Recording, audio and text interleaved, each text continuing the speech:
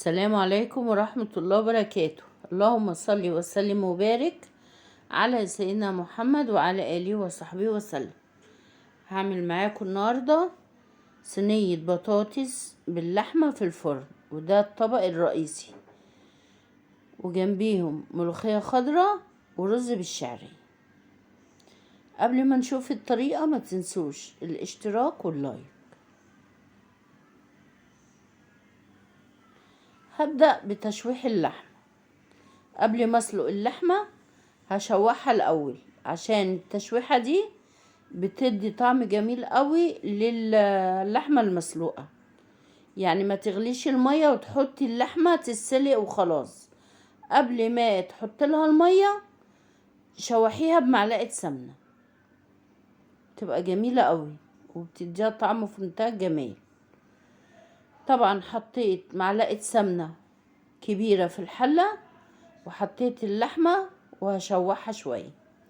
وانا بشوحها هطعم بقى اللحمة. حطيت لها قوطة وبصل، وحطيت لها التوابل بهارات لحمة طبعا، وفلفل اسمر ولورا وحبهان. حطي بقى كل التوابل اللي انت بتحبيها للسليق اي حاجة. وبقى افضل اشوحها شوية حلوين كده. بعد ما اتشوحت اروح ضايفه عليها ميه سخنه. اغلي كده كتل، ولازم احط لها ميه سخنه، ما ينفعش احط لها ميه بارده. اغلي كتل، اسخن ميه في حله اي حاجه، واروح حطها عليها واسيبها بقى لما تستوي براحتها. هعمل بقى هوضب الصينيه البطاطس. بصله اهي كبيره قطعتها شرايح، ومعاها شرايح فلفل رومي وفلفل قرن واحد بس فلفل حامي. وحطيت لها التوابل برضو، فلفل اسود وبهارات وكزبرة وبابريكا والملح. وهدعكم كويس قوي، عشان الدعكة دي بتدي طعم جميل قوي لصينية البطاطس.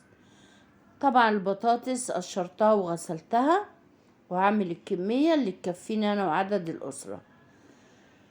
حطيت البطاطس وقلبتها مع طبعا البصلة اللي انا متبلاها. قطعت شرايح طماطم وهرصها كده على وش الصينية. خلاص كده. في طاسة بقى كانت اللحمة اتسلقت خلاص وشلتها من الشوربة. حطيت برضو معلقة سمنة في طاسة، وهدي تحميرة خفيفة كده للحمة. الطريقة دي في البطاطس هتعجبكم قوي، في صينية البطاطس والله كانت في منتهى الجمال. هشوح اهو يعني هحمرها تحميرة كده. اول ما تبقى ذهبي كده اللحمة باللون ده كده الجميل ده، اقلب على طول، ما غمقهاش وما نشفهاش. خلاص. بعد كده اروح حاطه لها بقى عصير الطماطم اهي، واحط لها التوابل والملح.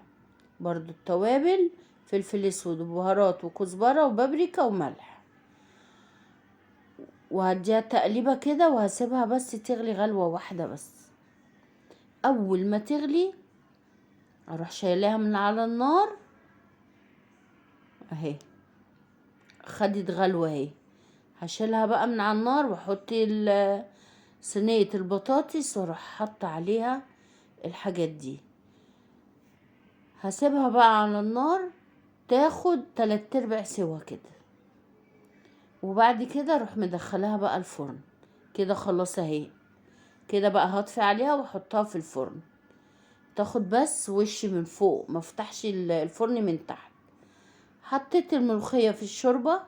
هعمل بقى شوية ملوخية.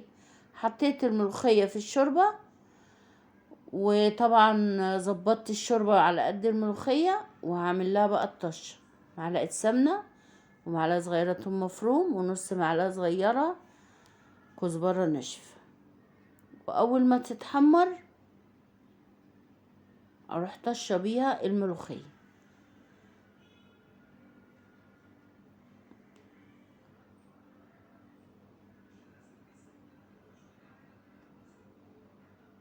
انا طبعا بعمل جنبيها الرز. كنت بحمر انا الشعريه في الحله اللي باينه الطرف منها دي، كنت بعمل جنبيها الرز.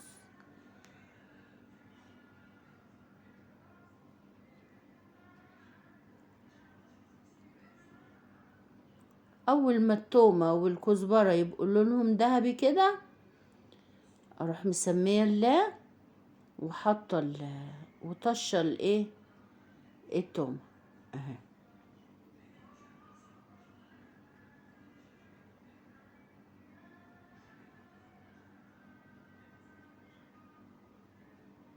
وهنا بقى انا كنت عملت الرز اهو، عملت شويه رز بشعريه.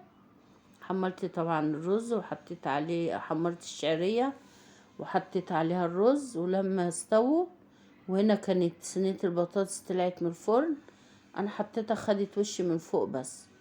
وده غدانا النهارده. يا رب الطريقه تكون عجبتكم. ما تنسوش الاشتراك واللايك، والسلام عليكم ورحمه الله وبركاته. مع السلامه.